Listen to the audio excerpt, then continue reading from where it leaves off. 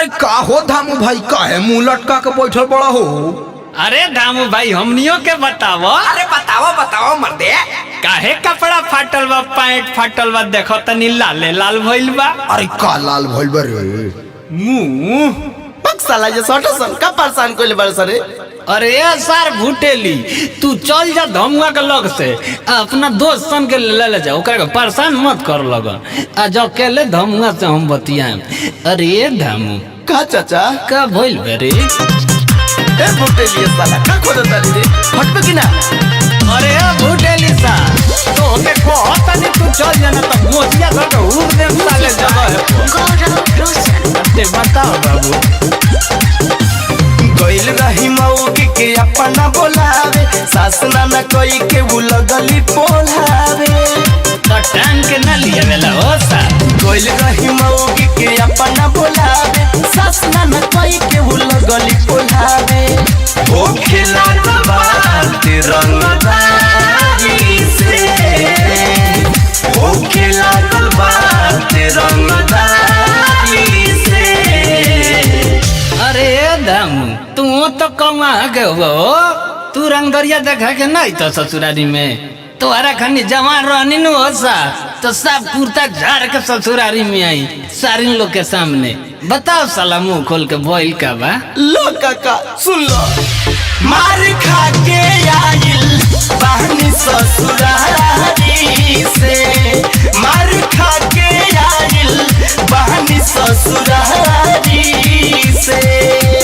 खाली मारे खा के वही कि मौगी के लेके वही। अरे ए चाचा मौगी के तो बोलावे कोई नहीं रही हो, लेकिन मार को खोला छोड़ा लाल को दले बड़ा सो।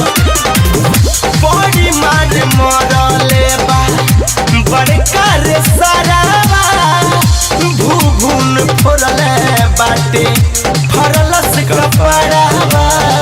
तब तो पूरा फाड़ के लंगटे को दले होई हो। बड़ी मार मरले बा बड़का रे सारावा, भूभून फोड़ले बाटे फरलस कपड़ावा। तरले पछुटका सरवा गाड़ी से, तरले पछुटका सरवा गाड़ी से। अरे ये धामू हम तो आज तक सोचत नहीं तू ना मर्द बड़ा, आज तक क्लियर हो गइल हो। तू ससुरारी से पिटा के आ गइल हो। अरे बग मार दे, तेरा मजाक सुझता। मार खा के आइल बहनी ससुरारी से, मार खा के आइल बहनी ससुरारी से। तू वही लायक मरला बड़ा हो।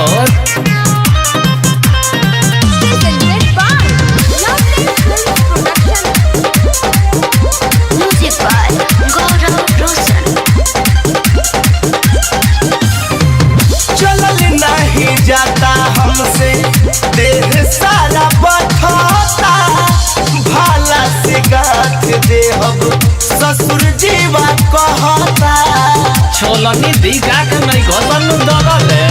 चलल नहीं जाता हमसे देह सारा बथता, भाला से गाथ देहब ससुर जीवा कहता।